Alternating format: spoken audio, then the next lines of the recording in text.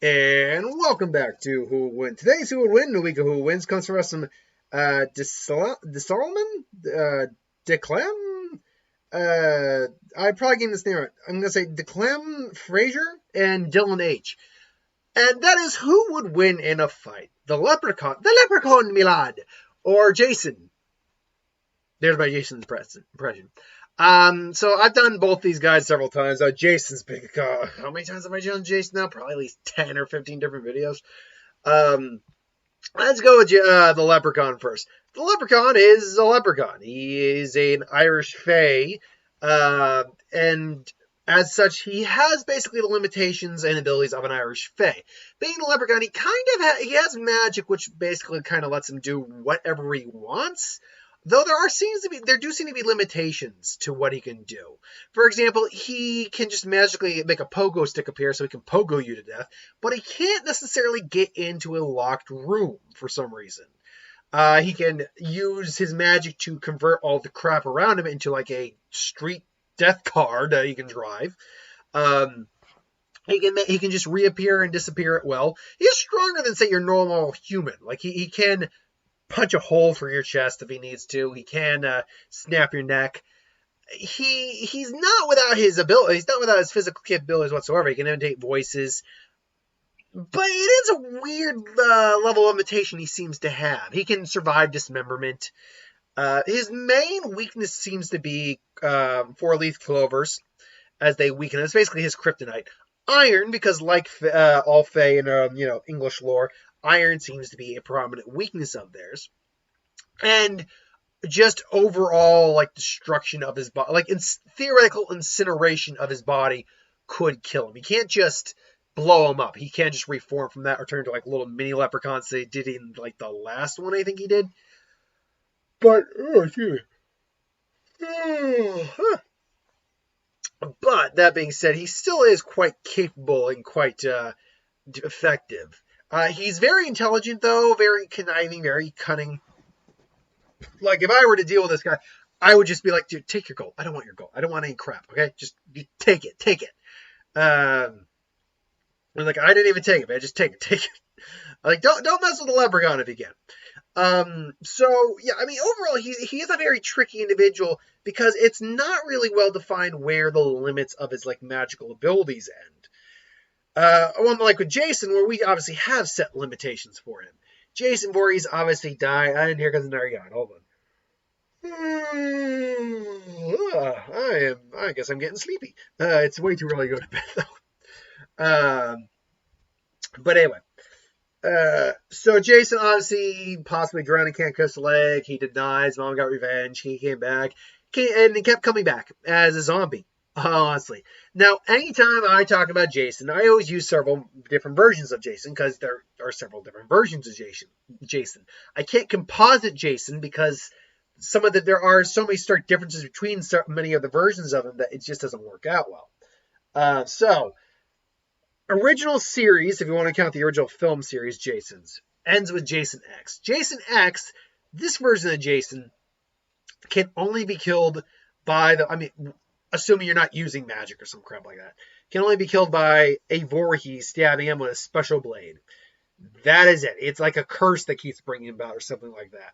Otherwise, he's pretty much just an immortal evil spirit that keeps coming back. He can possess others. When he's just in his normal body, he's physically just powerful, capable of throwing around a complete gymnasium like it's nothing. You remember those like honeycomb metal like play structures, domes. He was able to easily flip one of those, and that's not light. He's got his blade. He can easily break a man in half, but he's still slow as F. Then you get the human Jason from the rebooted Jason. From the reboot many years ago. Human Jason. He's the only version of Jason we know that is actually human. There's implications that he's supernatural, as there's the stinger at the end. But because we never got a sequel, we have to go with it's just like maybe someone's bad dream or whatever or whatnot. Because he got literally the back of his entire head and probably all of his brain chopped off in the back there. And they just dumped his body in the lake. And yeah, he came out, but that very well could have just been the stinger for the end of the movie. It maybe didn't mean anything. But as such, this is one of the only Jasons Oh, God. Oh, man. I don't know why I'm yelling this much. This is probably one of the, if not the only version of Jason that we actually seen legitimately run after his quarry. Run after him. We see that he's pretty fast too. He has a machete on him. He has like a hatchet. We see him use a crossbow. He has a hunting knife. This is a woodsman type serial killer who knows the layout of his land, including the underground tunnels that go there. He's a very large, very powerful human. But that's the problem here, is that unlike all the other Jasons, this Jason, as far as we know, is pretty much legitimately human. There's no primal nature, primal evil force behind him. Maybe there would have been if the series had continued, which I am curious why it wasn't the case. Maybe it wasn't the best, most well received, but it did make money. So I'm not certain why we never got another one. It must have been. It had to do with probably fan or critic reaction. Because I know what I'm saying. Oh man. But no, he's still an effective combatant. Then you get into the two final versions of Jason. I no longer use the Freddy versus Jason just because it's more or less Jason X, just better looking. There's no real evidence that the same limitations to this Jason apply to the previous Jason. But we have Jason. Did I say Jason? I meant Freddy versus Jason. But Jason X or Uber Jason is the cyborg enhanced, mechanically enhanced Jason that we see near the final half of Jason X, where he basically becomes a cyborg. As Uber Jason, his already impressive regeneration, strength, durability are increased to God knows levels of factor, to the point where he survived not just the vacuum of space, but re-entry into the planet's atmosphere. And in the comics, he went on to just continue to wreak havoc. He literally threw an entire 30-some-odd foot tree minimum, size of roughly speaking like a telephone pole, and threw it and basically impaled someone with the damn thing. Like I said, durability-wise, he survived re-entry into Earth's atmosphere. Gunfire would not faze him. Would take a huge amount of effort to probably injure this guy. And that's assuming that his regeneration factor didn't kick in as well.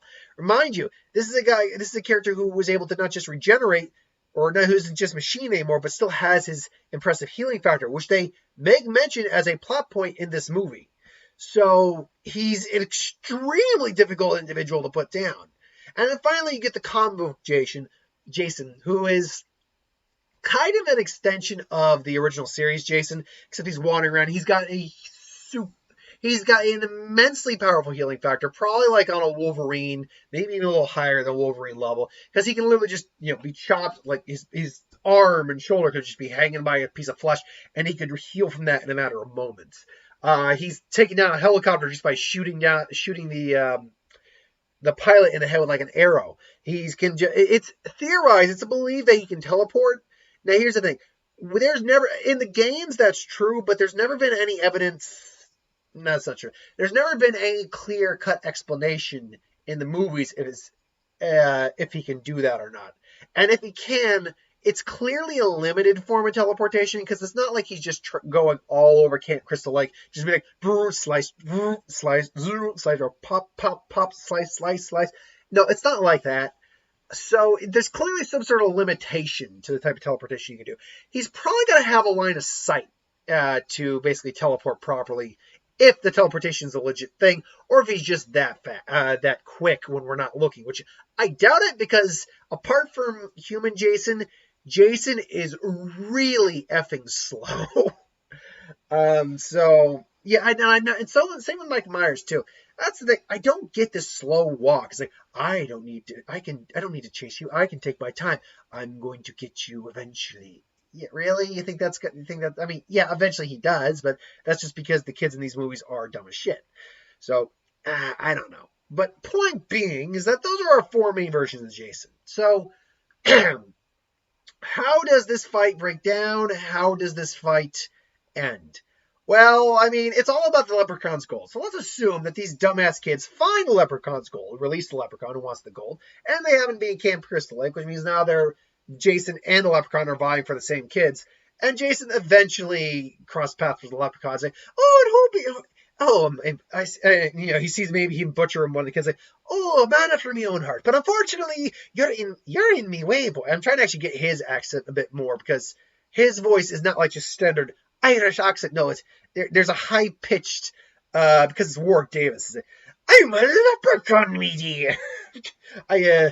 Anyway, so except Warwick Davis didn't play him in the most recent one.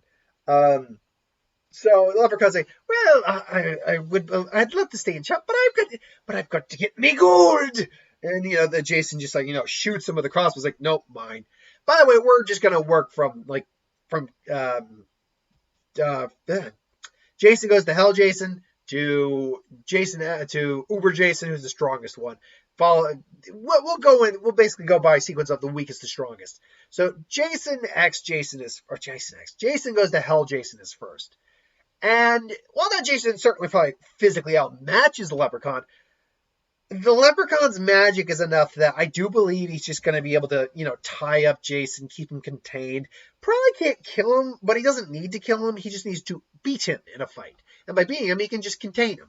Like maybe he's just got him pinned, maybe he's got him wrapped up in chains, whatever. He's able to just pin Jason down. Maybe he impales him a la Hellraiser style, but he realizes, why aren't you dying? And Jason just grabs him and just smacks the hell out of him. Unfortunately, Jason doesn't carry any iron tools. Like the blades that Jason has aren't made of iron. They're made of like just steel, which does have iron in it, but it's not pure iron. It might have like a little bit of effect, but nowhere near the same effect as like actual iron would. So Leprechaun ultimately would try to just pin Jason to a tree or something, and that's that. And that's mostly because Jason is, I keep saying Jason X. Jason goes to Hell Jason is just so extremely slow. Human Jason would actually have a bit more of a problem because he's more mortal than all the other Jasons. But he'd have an advantage because he's a woodsman and knows the layout of his environment a bit better than the Leprechaun probably does. Now, that being said, the Leprechaun could probably find him without too much difficulty. And then him and the Leprechaun have a fight. Now, this Jason's probably more inclined to just rip the Leprechaun apart, but the Leprechaun can really just heal from that shit. Without a 4-leaf clover or iron, it's really one of those things where he's not going to be able to do much to permanently put the Leprechaun down. The Leprechaun's going to be able to recover from these. So, unfortunately, the Leprechaun eventually just comes in, either snaps his neck, tears out his heart, whatever. Does something that takes mortally wounds reboot Jason. So then you get into Comic Jason and Uber Jason, the two toughest versions of Jason. And unfortunately here, this is kind of a wash because Leprechaun really doesn't have much at that point to kill Jason if he could. Stopping Jason alone is going to be hard enough. With Uber Jason, I could actually see him somehow summoning a giant magnet or something and Jason just can't move. I could see it surprisingly that happen with Uber Jason, assuming he's magnetic. But with Comic Jason, it's just a matter of Jason's regeneration so high. I'm wondering if there's anything Leprechaun can actually do to hurt him or stop him. So it's a weird scenario where the durability and regeneration of these factor of these two is so high that their weaknesses are so few and specific that there's really not much one can do against the other to stop the other very often. More often than not, surprisingly, I think the Leprechaun is going to stop Jason because neither of these two have the tools to equip. If Jason were to let's assume Jason even had something that is just pure iron, maybe I'd lean more towards Jason, and that's a maybe because the Leprechaun's too fast and tricky to really just let himself be cut by iron like that. He'd probably even swipe the weapon out of Jason's hands, quite frankly. Excuse me, sorry. I'm going to have to say Leprechaun simply because he had the ability to use magic and therefore he could in some way trip up, stall, whatever you want to call it, Jason, and keep him from actually, killing him. Assuming he could to begin with. So my money is going to go on the Leprechaun, but oh man, this is one of those ones where I'm like, my faith in this choice is a little like, you can go either way, honestly, in some regards. But ultimately, what do you think? Do you think it's Jason or do you think it's the Leprechaun? Put in the comments below, let me know. But thank you for watching. I hope you enjoyed. Hit that bell for notifications. Like, comment, share, subscribe. As always, if you want us to review something, put in the comments below. Let us know. We'll do a review of it at some point. And ideas for who would win, Star Wars, Super Magic, what if, anything to do with the channel, put that in the comments below. Let me know. I'll get to that at some point. So I got Lantern Card video, and then I'm done for the day. So thanks for watching. See you next time.